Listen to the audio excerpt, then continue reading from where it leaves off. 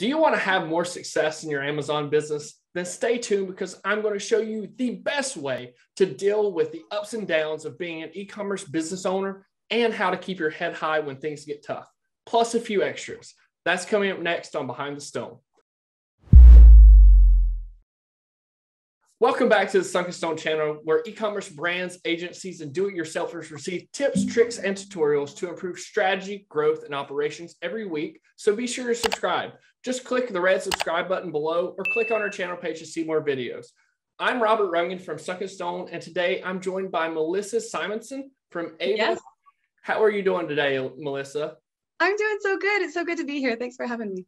I'm super excited to have you on the show because we're going to show you exactly how to make your e-commerce selling journey a little bit smoother by relieving the imposter syndrome that gets you off of the entrepreneurial roller coaster to experience success. So say you've built a successful e-commerce business. Maybe you're going through the highs and lows of running an e-commerce business and now you're experiencing failure. Well, today I'm going to show you exactly what you need to know using real life subject matter expertise and examples from the wide experience on entrepreneurship that Ava Guru has acquired. First, we're going to talk about all the things that you need to consider when thinking about keeping your business afloat despite the unpredictable nature of e-commerce and entrepreneurship. Melissa, can you speak to that? Do you have any examples that you could provide our audience or viewers? Oh yeah. I mean, I think I can just say one thing and people will understand. 2020, right? So that year alone, I think for many, many people was such an entrepreneurial roller coaster because we have all experienced this in e-commerce, in service businesses. If you're an entrepreneur, you have felt imposter syndrome. You have felt like everyone else seems to know what they're doing and I don't feel like I know what I'm doing. How do they do that? And I think the thing that happens is we often are comparing the struggle that we're feeling with the success that we're seeing on social media. And, it's not at all a fair comparison. So I think, in 2020, I knew many sellers who, skyrocketed their business because they had a product that hadn't been super popular before, but then all of a sudden it just took off like crazy. And that happened for many people, but for some people, things just did not work out, even though they were well prepared. They had everything set up. I had someone I was in China with who had sourced a product while in China, got the sample back while we were still there and set her order up. So everything would be ready for like a holiday order in April for Easter. Everything she did right. And then Amazon canceled Easter because COVID and unpredictability and logistics. And so she just was like, she was out all of that inventory, all that money. She had to pivot really quickly. And that's a really tough situation to be in. And it makes you start to doubt yourself, even if you've done everything right. Even if you're only experiencing the same things that other sellers, other successful sellers are experiencing. And it's because most of the time we don't see that side. We see people saying like, I'm so excited. I want to share this good news with you guys today. I had this, this excellent experience. I had a top sales day. I had, a great Black Friday, let's all celebrate together. You see a lot of people posting about that, but you don't always see people posting, today's hard. Today I'm struggling. Bad sales day. I may or may not have made several bad decisions. And I'm not a good judge of that right now because I'm feeling down. Nobody says that. And you don't, when you're feeling those things, you're not comparing to other people feeling those things. You're comparing to them saying like, I'm a winner and I always win. And I #hustle all day long. And so it's very difficult to get out of that low part of the entrepreneurial roller coaster and that those feelings of imposter syndrome really start to set in. And if you don't have a good method or mechanism for, kind of escaping that feeling or, pulling yourself out of it, you can really get dragged deep and it's hard to come out of it. Melissa, you made some really good points there. So what are the things that Amazon business owners should know before taking on different kinds of risks when turning ideas into profitable strategies? So, I think you can never have a perfect crystal ball that's going to tell you if this risk is going to pay off. That's why it's risky. But I think what you can do, and the best way that you can manage risk and predict results, is the more information you have, the more data you can analyze, the more history of data that you can compare to make future decisions. We're often repeating history anyway, and we love to reinvent the wheel as entrepreneurs. You know, if there's a situation and we can like put out that fire, that makes us feel like we're winning that day. And we really love that feeling as entrepreneurs. But I think what we need to do is we need to have a long history that we can compare. This decision I'm making about this is related to, you know, this has come up a few times before in a different way. And if I can see that data, I can make an educated decision, and it's not as risky, right? 100%. And it's all about having your own data and not relying on other people's data, right? There's a book called The Right It, Why So Many Ideas Fail and Why You Succeed. You should definitely check it out and read it. I'll leave a link in the description box below this video for you guys to check out if you want to get clarification on how to make your ideas succeed. So you had mentioned the imposter syndrome. So let's say that we're trying to prevent the imposter syndrome from keeping us from starting our Amazon business. Like, Melissa, can you show me any data or point me to any case studies where you have helped your clients in the past? Yeah, I mean, I wouldn't say this is specifically related to imposter syndrome, but I will say we are often helping our customers achieve the data, the analytics, the information, even comparing to similar ASINs, so that they have the ability to make informed decisions.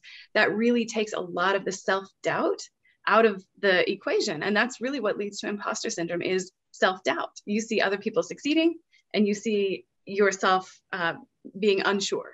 And so if you can remove some self-doubt because you're acting based on facts, analytics, information, that really helps with your mindset, and it helps kind of clear your mind space so that you can make decisions and conduct business. You know, it's hard to conduct business when you're getting in your own way, especially the kinds of decisions and the long-term thinking, the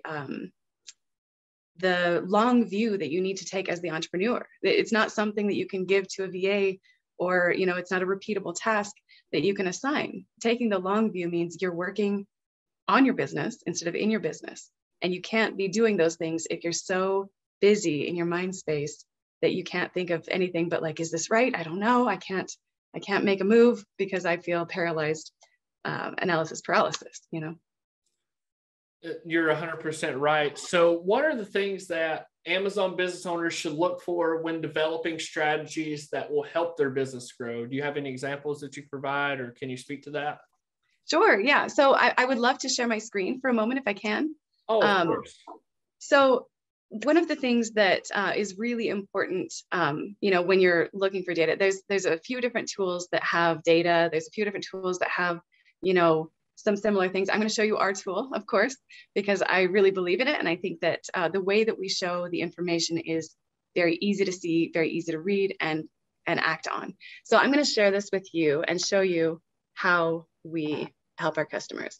So this is what our tool looks like. This is the executive dashboard. You can see, you know, the total number of SKUs. You have a ton of information readily available. So you can see in several different views, you know, your sales. You can see, you know, your refunds, your cost of goods sold. These are things, some of which you can enter manually, like your ad spend and your cost of goods sold. We show reimbursements. We have a heat map that shows where most of your sales are coming from, which is just such a cool feature, right? Well, like, I mean, it's very beneficial for fulfillment, right? Like, exactly. You need to know where your product needs to be located. 100%. And one quick question, how do you get your data into this platform? So this is actually really a cool thing. It takes about 3 minutes to go through the process of connecting your store to Eva. And then within a couple hours, depending on how many SKUs and ASINs and products you have, you will be able to then see your data in this dashboard. So when you book a demo with Eva, you actually see your information. So it's not a demo of like, here's how the tool could work. You see your product and you compare it with similar ASINs, and immediately before you have paid anything, you can already act on information, which is, I love it. I think it's amazing. I'm a little biased, I guess, but I love it. It's all about having your own data, just like we said. That's right.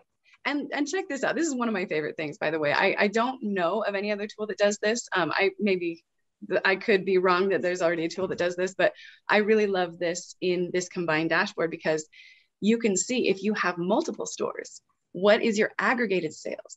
So for many different stores altogether, you'll be able to see what are the aggregated sales for that month, for everything, for all of your stores that are connected through Amazon, which is amazing. We have the operations center. You can see your daily sales. You can see right now, what are my top ASINs, right? And I'm just gonna scroll down here. How are my individual ASINs performing? Where should I be focusing my efforts? What instructions should I be giving to my team in order to maximize my profits? All of this information is really important. Now, here's a really, this is maybe one of my favorite things ever that I've seen. And part of it is because it's so beautiful to see. Like this UI, I think is just really nice to look at, but it also is a very cool functionality. So you can see, okay, I need to replenish my stock. How much do I need? If I wanted to restock for an entire, restock everything, then I would say full replenishment. How much would I need to spend? And you can see it's going to cost me, $32,000 to fully replenish all of my stock. And do you see this going on down here? Yeah. Each of these pink things, this is showing you should replenish this one because this one is a winning ASIN. You should replenish only this much of this one. You only need this much of this one, right? It tells you what's running low, what's a hot ticket item, what you really shouldn't be spending your money on when you restock. You can compare to that. You can also say, look, I only have a budget of 10,000. So what should I spend that on if I only have that much to restock? And you can see it just start to populate with what it thinks you should do. And of course, you should always use your own judgment. You know your product the best, but having a tool like this that you can bounce your own thoughts off of and that you can gather the data and then make informed decisions off of, I think is really key, really important. You can also go then even deeper into the product and get some additional information. So yeah. I could go all day. I really could talk about this for probably a couple of hours, but I'll keep it fairly brief.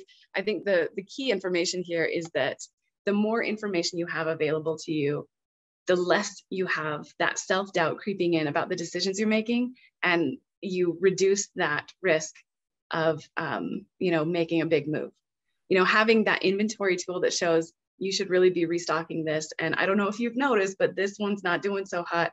Maybe don't focus all of your spending power on this guy. That's really important information for people. I think your tool was absolutely perfect. One of the things you mentioned was connecting your advertising, like manually inputting your advertising spend in there. Do you actually have an example of that for our audience, our listeners and viewers? Yeah, and I love that you brought that up. Actually, it's a really good point because one of the things I think people are pretty terrified of is, putting your ad spend, your advertising, your PPC in somebody else's hands, because that's something that I think is kind of specialized information. Sometimes it's hard to know everything about PPC, and it's always changing as well. So having the confidence of being able to see the data yourself, and then if the person who is managing your Amazon PPC and your, all of that stuff, if it's effective, if it's working right, and have an easy, I don't want to say dumbed down because this is really intelligent information. And we have AI software, this is very intelligent information that it's sharing, but it's so easy to use and so easy to see. Within one glance, you can see okay, this campaign is working, it is not working. You can see what your ad spend is, what your sales are, what the profit is, ACOS, the number of clicks. This is just so friendly. It's a friendly tool to use to show you this stuff. And I think it really takes, again, some of that intimidation out of this particular thing that I think can be very intimidating. And when you are intimidated, there comes that self-doubt again. There comes the imposter syndrome again. Oh, they all know PPC. How do I not know PPC yet? I should have done better. But this is a way that you can really stay on top of your numbers. And that will help you stay on top of the people you have hired to do a good job for you, right? Yeah, you actually make a great point there. And if you are curious on how to manage PPC on your own, I will include a link to or a card up here to our Amazon advertising hacks playlist. There's all kinds of videos for you all to explore to self-manage your own PPC, giving you the insider tips and tricks we use here at Sunk and Stone. For more great tips on managing your Amazon business efficiently, be sure to reach out to the team at Ava Guru, where you'll be able to book a demo where Ava can help analyze your data and maximize your profits from your specific Amazon store. You can get that by clicking the links in the description box below this video.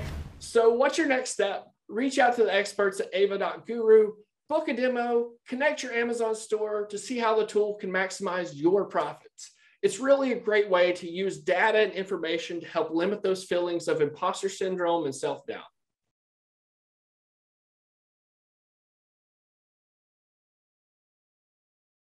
And if you really want to level up your e-commerce strategy, then watch this video next. It's called 5 Proven E-commerce Marketing Strategies to 10x Your Business.